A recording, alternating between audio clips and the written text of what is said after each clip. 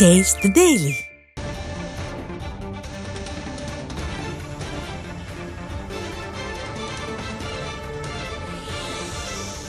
அண்மை செய்தி.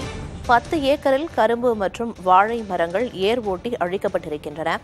இது தொடர்பான கூடுதல் விவரங்களை வழங்குவதற்காக செய்தியாளர் ஸ்ரீதர் இணைப்பில் இருக்கிறார். ஸ்ரீதர், எதனால 10 ஏக்கர்ல இருக்கிற கரும்பு, வாழை மரங்கள் உள்ளிட்டவை ஏரோட்டி அழிக்கப்பட்டிருக்கு? என்ன விவரம்?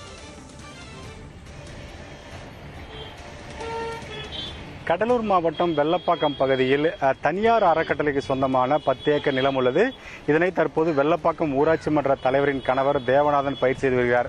ஆனால் இந்த அறக்கட்டளையில் இருக்கும் ஒரு சில நபர்கள், ஒரே ஒரு நபர் மட்டும் இந்த இடத்தினை வேறொருக்கு விற்றுவிட்டதாக சொல்லப்படுகிறது. இது சம்பந்தமாக வழக்கு விசாரணை நீதிமன்றம் மற்றும் கோட்டாட்சியர் விசாரணையில் இருக்கிறது.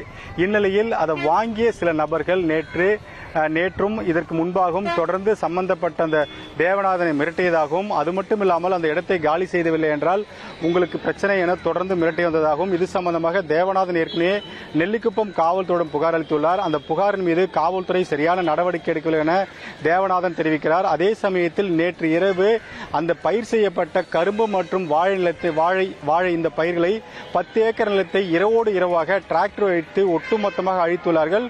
இந்த அழிக்கப்பட்ட பயிரின் விலை என்பது கிட்டத்தட்ட 20 லட்சம் ரூபாய் சேதம் என்று சொல்லப்படுகிறது. இதனால் அக்கிராம மக்கள் ஒட்டுமொத்தமாக அந்த தேவநாதருக்கு ஆதரவாகவும் அந்த ஊராட்சி மன்ற தலைவரின் அந்த குடும்பத்திற்கு ஆதரவாகவும் திரண்டு வந்து கடலூர் பண்ருட்டி சாலையில் இந்த வெள்ளகேட் என்ற இடத்தில் சாலை மறியலில் ஈடுபட்டார்கள். காவல்துறை சரியான நடவடிக்கை எடுக்கவில்லை. காவல்துறை அந்த குற்றவாளிக்கு ஆதரவாக இருப்பதாக குற்றம் சாட்டி காவல்துறையுடன் தொடர்ந்து வாக்குவாதத்தில் ஈடுபட்டு போராட்டத்தில் ஈடுபட்டார்கள். இதனால் அந்த பண்ருட்டி கடலூர் சாலையில் மிகப்பெரிய அளவில் போக்குவரத்து பாதிக்கப்பட்டது. காலை நேரம் என்பதால் பெரிய அளவில் போக்குவரத்து பாதிக்கப்பட்டது.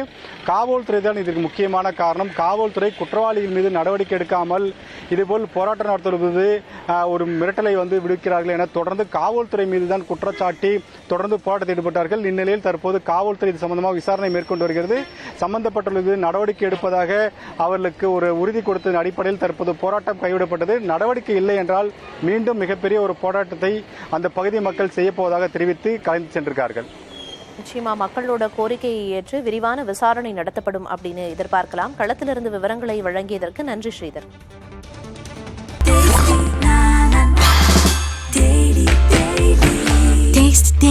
Taste the Daily.